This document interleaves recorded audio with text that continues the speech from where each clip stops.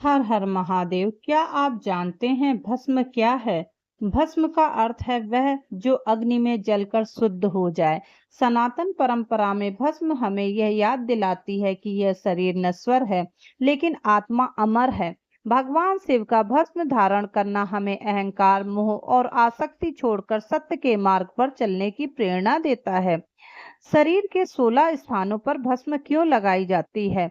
शास्त्रों के अनुसार भस्म को शरीर के 16 प्रमुख स्थानों पर लगाया जा सकता है। इन स्थानों में प्रमुख हैं मस्तक, ललाट, गला, दोनों भुजाएं, छाती, नाभि, पीठ, दोनों कंधे, दोनों घुटने, दोनों पैर आदि। इन 16 स्थानों पर भस्म लगाने का अर्थ है कि हम अपने शरीर, मन, बुद्धि, कर्म और आत्मा सब कुछ भगवान शिव को समर्पित करते हैं। यह पूर्ण समर्पण और वैराग्य का प्रतीक माना गया है। अब जानते हैं आयुर्वेद में भस्म का महत्व। अब बात करते हैं आयुर्वेद की। आयुर्वेद में भस्म केवल पूजा का विषय नहीं, बल्कि एक विशेष औषधीय तैयारी भी है। कुछ प्रसिद्ध भस्म और उनके पारंपरिक उपयोग, जैसे स्वर्ण भस्म। इसे पारंपरिक आयुर्वेद में रोग प्रतिरोधक क्षमता, स्मरण शक्ति और मानसिक स्पष्टता के लिए उपयोग किया जाता है।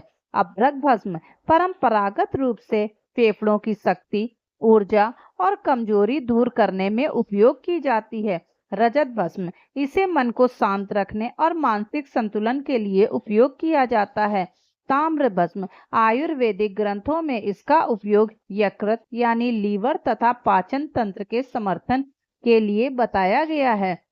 महत्वपूर्ण, ये सभी औषधियां भस्म केवल योग्य आयुर्वेद चिकित्सक की सलाह से ही सेवन करनी चाहिए। स्वयं प्रयोग करना हानिकारक हो सकता है। अब हम जानते हैं कि क्या भस्म और कुमकुम या चंदन का टीका एक साथ लगाया जा सकता है?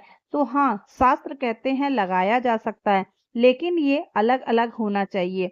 भस्म का त्रिपुंड सबसे ऊपर, उसके नीचे कुमकुम और चंदन का टीका लगाया जा सकता है, लेकिन ये दोनों एक दूसरे को टच नहीं करने चाहिए या काटने नहीं चाहिए।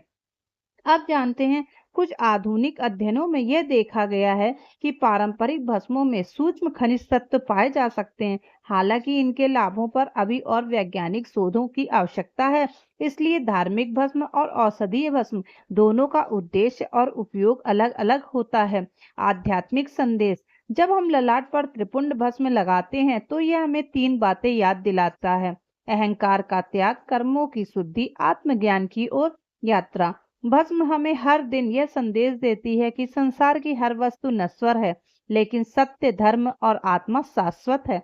तो अगली बार जब भी आप भगवान शिव के मस्तक पर भस्म देखें या स्वयं भस्म धारण करें, तो याद रखें, यह केवल एक परंपरा नहीं, बल्कि आयुर्वेद, विज्ञान, वैराग्य और आध्यात्मिक चेतना का अद्भुत संगम है।